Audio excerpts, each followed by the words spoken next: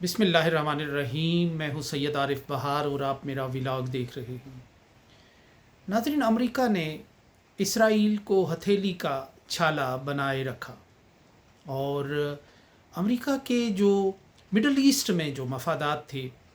بلکہ کسی حد تک جو عالمی مفادات تھے، ان میں پہلی ترجیح اسرائیل کا دفاع تھا۔ یعنی امریکہ کے بعد امریکہ کو اگر کسی ملک کے دفاع کی فکر کھائے جا رہی تھی یا وہ کسی ملک کے دفاع کے لیے آخری حد تک جانے کے لیے تیار تھا، وہ اس کرۂ ارض کا واحد خوش قسمت ملک اسرائیل تھا۔ اسرائیل کو ہی قریبی اور ہمسایہ ملکوں کے غیظ و غضب سے بچانے کے لیے امریکہ نے اس کے گرد ایک حصار قائم کرنے کی کوشش کی تھی۔ نہ تو اسے اسرائیل کے ارد گرد کے ملکوں میں، جن میں اکثریت یا تمام ہی مسلمان اور عرب ملک تھے، ان ملکوں کے اندر نہ تو انہیں کوئی سخت گیر مذہبی خیالات کے حامل پولیٹیکل اسلام کی بات کرتے ہوئے قوتیں ایسے عالم میں برداشت کیں کہ وہ پاور کوریڈورز تک اقتدار کے ایوانوں کے قریب پہنچ رہی ہوں۔ نہ تو یہ قبول تھا، کیونکہ وہ یہ سمجھتے تھے کہ یہ ایک مذہبی معاملہ بنے گا اور اسرائیل کے لیے ایک تھریٹ ہو جائے گی۔ پھر جو پرانے قصے ہیں عرب دنیا کے، وہ دوبارہ ایک نئے انداز سے جلوہ گر ہوں گے، ایک عملی شکل میں نظر آئیں گے۔ نہ ہی اس ریجن میں اسرائیل کے دائیں بائیں اسے کوئی طاقتور عسکری لحاظ سے ملک قبول تھا۔ یعنی یہ ایسا ایک خوف تھا کہ جب آپ انسانوں کی خواہشات کی چتا پر، ان کی لاش پر، ان کی خواہشات کے ملبے پر جب کوئی تاج محل آپ تعمیر کریں، تو پھر آپ کو کہیں نہ کہیں ایک رد عمل کا، کوئی آہ لگنے کا، کوئی چیخ بلند ہونے کا، کوئی بھونچال آنے کا ایک خدشہ، خوف بن کر اندر رہتا ہے، کسک سی رہتی ہے۔ تو بالکل یہی تھا، چونکہ جو فلسطین تھا، اس کی قتل گاہ پر، اس کی قربان گاہ پر، اس کی لاش پر اسرائیل کا وجود تعمیر ہوا تھا۔ تو اس لیے یہ خوف امریکہ کو بھی رہا، اسرائیل کو بھی رہا، اور اس لیے ان کی ساری جو ہم پچھلی دہائیوں میں کوششیں نظر آتی ہیں، وہ سراسر یہی ہیں کہ کیسے اسرائیل کو بچایا جائے، کیسے اسرائیل کو کسی رد عمل سے محفوظ رکھا جائے، کیسے اسرائیل کو ہمسایوں کے غیظ و غضب سے بچانے کی صحیح کی جائے، تدبیر اختیار کی جائے۔ تو یہ جو امریکہ کے فوجی اڈے ہیں، یہ حقیقت میں تاثر تو انہوں نے یہ دیا کہ جن پر ایران آج حملے کر رہا ہے، کہ یہ ان ملکوں کے لیے کی حفاظت کے لیے امریکہ وہاں آن بیٹھا ہے۔ سعودی عرب میں آپ اگر دیکھیں تو سعودی عرب میں جو القاعدہ کا پہلے ایک جنم اور ظہور ہوا، وہ وہیں سے ہوا تھا کہ جب پہلی خلیجی جنگ میں، ممکن ہے کہ اس سے پہلے امریکی وہاں بڑی تعداد میں موجود ہوتے، لیکن جب وہ صدام کے سے بچانے کے نام پر سعودی عرب میں براجمان ہوئے، اور جب خلیج کی جنگ ختم ہو گئی، صدام حسین کا زور توڑ دیا گیا، ان کی کلائی مروڑ دی گئی، عراق پابندیوں کا شکار ہو گیا، تو سعودی عرب سے امریکی فوج کا انخلاء ہونے کی جو منزل ہے وہ نہیں آئی، یعنی ان کا انخلاء نہیں ہوا۔ انہوں نے مقصد حاصل ہونے کے باوجود، جس مقصد کا نعرہ لگا کر وہ سعودی عرب میں آئے تھے، وہ اس مقصد کے حل ہونے کے بعد بھی انہوں نے سعودی عرب سے انخلاء کی کوئی ضرورت محسوس نہیں کی۔ یہی وہ لمحہ تھا کہ جب افغانستان میں لڑنے والے جو جہادی تھے، اسامہ والے، انہوں نے پھر یہ نعرہ لگایا کہ ہم سرزمین حجاز سے اور مقدس سے ہمیں امریکی فوجیوں کو نکال باہر کرنا چاہیے، اور یہیں سے پھر وہ عالمی کھٹ پھٹ شروع ہوئی کہ جو پھر بڑھتے بڑھتے ایک طویل لڑائی کی اور مخاصمت کی اور آویزش کی ایک بنیاد بن کر رہ گئی تھی۔ تو اس طرح یہ جو اڈے آج امریکہ نے قائم کیے ہیں، جن پر ایران تابڑ توڑ حملے کر رہا ہے، یہ حقیقت میں ان ملکوں کو یہ بتانے کی کوشش تھی کہ ہم آپ کے تحفظ کے لیے بیٹھے ہیں، آپ کو ایران سے خطرہ ہے اور ہم آپ کو بچانے کے لیے یہاں آئے ہوئے ہیں۔ لیکن فی الحقیقت یہ اسرائیل کو بچانے کے لیے یہ اڈے قائم کیے گئے تھے، اور انہیں اندازہ تھا کہ آگے چلتے چلتے کوئی ایسا مقام آئے گا کہ جب مغربی طاقتوں کی ایران کے ساتھ لڑائی ہوگی، ایران کے ساتھ پھڈا پڑے گا، تو ایران ریئیکٹ کرے گا، ریئیکٹ ہی نہیں کرے گا، اور ریئیکٹ کرے گا جیسے آج وہ کر رہا ہے. تو وہ وقت ہوگا کہ جب یہ ان اڈوں کے ذریعے ایران پر حملے کیے جائیں گے. تو اس طرح یہ ایک اسرائیل کے تحفظ کا ایک نظام تھا، انتظام تھا جو مسلمان ملکوں میں قائم کیا گیا تھا. اور ظاہر ہے مسلمان جو حکمران تھے مڈل ایسٹ کے، وہ لیجیٹمیٹ حکمران نہیں تھے، وہ اپنے عوام کی سے منتخب نہیں تھے، وہاں سے طاقت نہیں لیتے تھے، صرف وہ ان کو بس خوشحالی کا کارڈ دے کر وہ ان سارے خواب سوچنے سمجھنے کی، اور وہ جو اقبال بہت سی اصطلاحات استعمال کرتے ہیں، خودی کی، انا کی، وہ ساری چیزیں کھرچ ڈالی تھیں ان چیزوں کے بدلے، مادی آسائشوں کے بدلے، ایک اچھی معاشی زندگی کے بدلے. تو یہ اڈے حقیقت میں امریکہ نے اسرائیل کے تحفظ کے لیے قائم کیے تھے. لیکن آج نہ صرف یہ اڈے، جب ایران ان پر حملے کر رہا ہے، نہ صرف اسرائیل کے لیے ایک درد سر ہیں، امریکہ کے لیے درد سر ہیں، ایک بوجھ ہیں اس خطے میں، بلکہ ان عرب ملکوں کے لیے بھی یہ ایک عذاب بن گیا ہے کہ جو جن کے تحفظ کے لیے یہ کے نام پر یہ اڈے قائم کیے گئے تھے. اب یہ ان کے عدم تحفظ کی بنیاد ہیں کہ ایران کبھی حملہ نہ کرتا اگر یہ اڈے ان ملکوں کے اندر موجود نہ ہوتے. وہ مسلسل یہ بات کہہ رہے ہیں. تو اس طرح یہ اڈے نہیں ہوتے. یہ اڈے کا مطلب یہ ہے کہ ایسٹ انڈیا کمپنی بھی ایک اڈا ہی تھا، ایک لابی ہی تھی کہ جو رول کرنے کے لیے آئی تھی تجارت کے پردے میں. تو یہ اڈے نہیں ہوتے، یہ حقیقت میں ان کے چھوٹے چھوٹے جزیرے ہوتے ہیں امریکہ کے. اور ظاہر ہے کہ جن ملکوں میں یہ سلامتی کا نظام قائم ہو تو پھر ان ملکوں کے فیصلے پر بھی وہ اثر انداز ہوتے ہیں. امریکنز ہیں یا کوئی بھی طاقت ہو کہ جب کسی ملک کے اندر وہ اتنی آزادانہ قسم کے دفاعی قلعے تعمیر کرتے ہیں تو پھر وہ وہاں کے اندرونی نظام کو بھی اس انداز سے کنٹرول کرنے کی کوشش کرتے ہیں کہ کسی وقت یہ حالات کا دھارا جو ہے یہ پلٹ کرنا رہ جائے اور مڑ کرنا رہ جائے، تاکہ اس کے نتیجے میں کوئی یہ انتظام جو سلامتی کا انہوں نے قائم کیا ہے یہ تہس نہس نہ ہو. تو اس طرح یہ جو امریکہ نے جو عربوں کے تحفظ کے لیے قائم کیے تھے، اب وہ ان کے عدم تحفظ کی بنیاد بن گئے ہیں. اور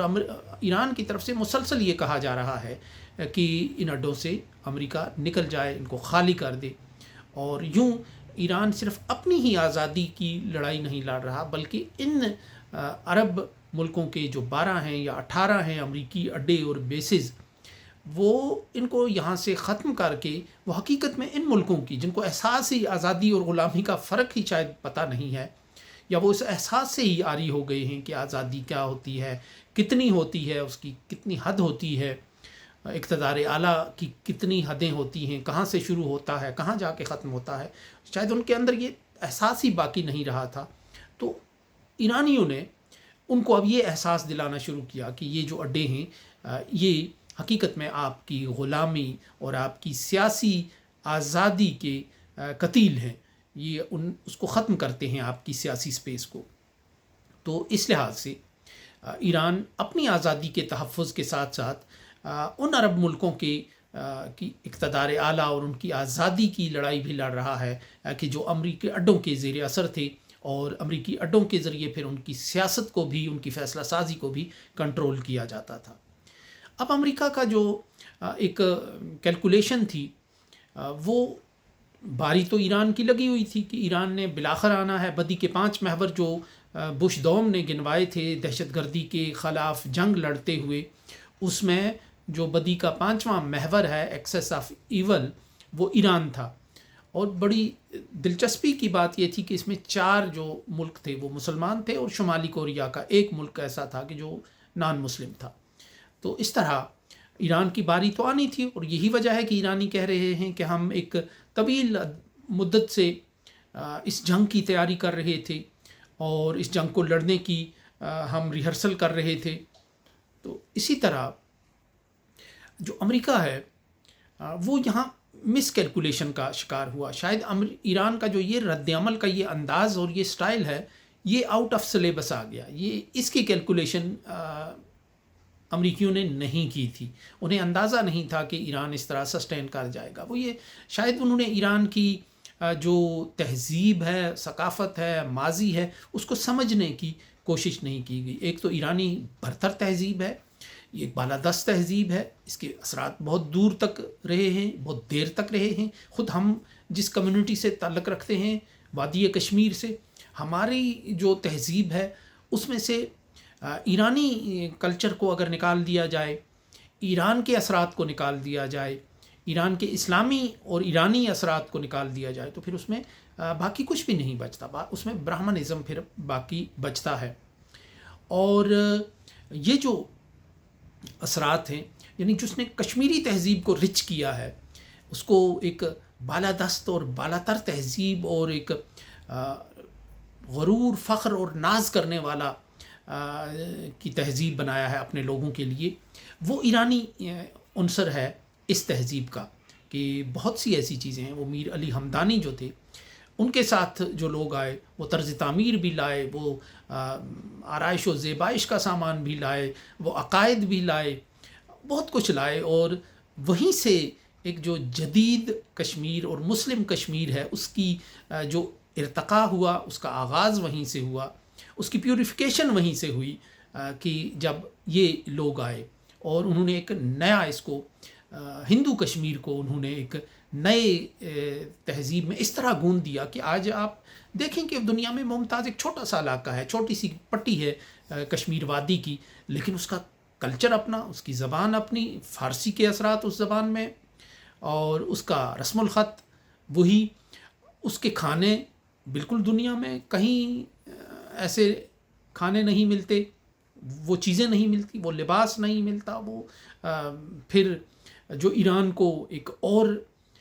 چیز جو مزاحمت پر آمادہ کرتی رہی ہے، وہ اس کا کربلا کے واقعے کے ساتھ جڑ جانا، اس کے گرد پھر گردش کرنا. اس نے ایک بجلی سی بھر دی ہے. ایک تو ان کی اپنی ایرانی تہذیب اور ثقافت صدیوں پرانی ہے، جس پر وہ ناز کرتے ہیں، جس پہ وہ فخر کرتے ہیں، جو ایک دنیا کی ایک بہت بڑی تہذیب رہی ہے، طاقت رہی ہے. پھر اس کے بعد اس میں کربلا کا ایک مزاحمت کا، سر نہ جھکانے کا ایک عنصر شامل ہو جانا. اور یوں یہ جو ایک مزاحمانہ اور انقلابی قسم کا ان کا انداز ہے، یہ ساری چیزیں امریکہ سے صحیح کیلکولیٹ نہیں ہو سکیں. اور یہی وجہ ہے کہ آج امریکہ اس میں پھنس گیا ہے. اب ایران کتنی مزاحمت کر سکتا ہے، کتنی دیر لڑ سکتا ہے، اور کتنا رد عمل دکھا سکتا ہے. اب یہاں یہ کہانی یہاں تک تمام ہو گئی. یہاں یہ ایک کہانی کا ایک باب جو ہے، ایک دور ہے، ایک جلد اول جو ہے وہ یہاں مکمل ہو گئی کہ ایران نے امریکہ کو چھٹی کا دودھ یاد دلایا، اور اپنے رد عمل کے ذریعے ایران کو، امریکہ کو مبہوت کر کے رکھ دیا. یعنی جس کا اس نے تصور نہیں کیا گیا تھا کہ ہم یہ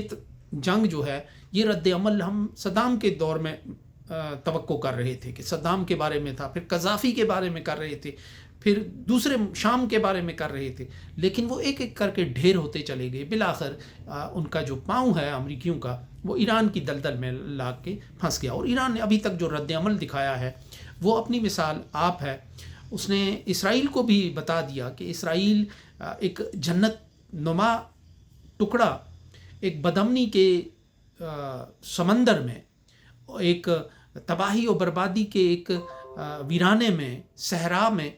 جنت نما ٹکڑا نہیں رہ سکتا. اس کے طور پر وہ زندہ نہیں رہ سکتا. اگر بربادی اس کے ہمسایوں کا مقدر ہوگی تو اسرائیل بھی وہ بربادی جلد یا بدیر دیکھے گا. آج جو اسرائیل میں ہو رہا ہے وہ اسی بات کا عکاس ہے کہ وہ جو جنت بسانے کی کوشش کی گئی تھی گرے پڑے بے سر و ساماں مسلمان ملکوں کے درمیان، بدحال مسلمان خانہ جنگی کے مصر کے درمیان، افلاس کے مارے اردن کے درمیان، خانہ جنگی اور لڑائی اور بدامنی کا شکار لبنان کی اور شام کے درمیان جو اسرائیل کی ایک عافیت کدہ اور جنت نما ایک بستی بسانے کی ایک کوشش کی گئی تھی، وہ متھ آج ختم ہو گئی ہے. وہ توڑ کر رکھ دی ہے ایران نے، اور ایک نئی کہانی لکھی ہے. اور یہاں تک ایران نے جو ایک کردار ادا کیا ہے، اس نے حالات اور وقت کا دھارا بدل کر رکھ دیا ہے. اس نے مزاحمت کو ایک نیا عنوان دیا ہے. اب آگے چل کر جنگوں کا بالآخر یا جیت ہوتی ہے یا ہار ہوتی ہے، اور یہ پھر جنگوں میں یہ ہوتا ہی ہے۔ اور جو کچھ جنگیں ایسی ہوتی ہیں جو قومی وقار کے لیے، جو قومی وجود کے احساس کے لیے لڑی جاتی ہیں، پھر اس میں سود و زیاں کے پیمانے نہیں ہوتے۔ یعنی انقلاب، جو ایران کی انقلابیت ہے، اس میں جو تیسرا عنصر میں کہنا چاہتا تھا وہ ان کی اقبال سے شناسی ہے، اقبال کی شاعری، جو ان کا فارسی کلام ہے کہ از خواب گراں خواب گراں خواب گراں خیز، تو وہ شاعری جو ہے وہ ان کو ازبر ہے۔ وہ اقبال لاہوری کے شیدائی اور عاشق اس لیے ہیں کہ اقبال انہیں مزاحمت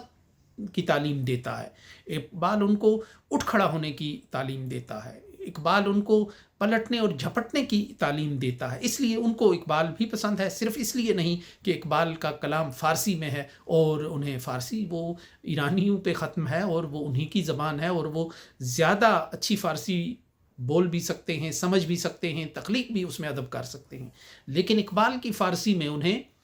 ایک انقلابی خوبو جو ہے وہ انہیں اقبال کا گرویدہ کیے ہوئے ہے، اور یہی ان کی اقبال سے جو دوستی ہے، اقبال سے جو عقیدت ہے، وہ اس کی بنیاد ہے، اور یہی اس نے ان کی جو انقلابیت ہے اس کو، ان کی برتر تہذیب، ان کی کربلا کے ساتھ وابستگی، اور پھر ان کی اقبال کے ساتھ جو ایک وابستگی ہے، اقبال کی فکر کے ساتھ اور سوچ کے ساتھ، اس نے ان کو ایک کندن بنا دیا ہے، اور اسی لیے وہ اقبال کے دوست بھی ہیں، اس کے خیر خواہ بھی ہیں، اس کے عقیدت مند بھی ہیں، اس کے مداح بھی ہیں۔ تو یہ ایک یہاں تک ایران کے ایک کردار کا، تاریخی کردار کا اختتام ہوتا ہے۔ آگے ایران لڑ رہا ہے، اور لڑائی میں پھر کوئی بھی انجام ہو سکتا ہے، جیت بھی ہو سکتی ہے، ہار بھی ہو سکتی ہے۔ اصل کہانی یہ ہوتی ہے کہ کس ادا سے، کس شان سے، کس جرت سے، کس بہادری سے لڑائی لڑی گئی۔ سو اس کے ساتھ ہی اجازت دیجیے، اللہ نگہبان۔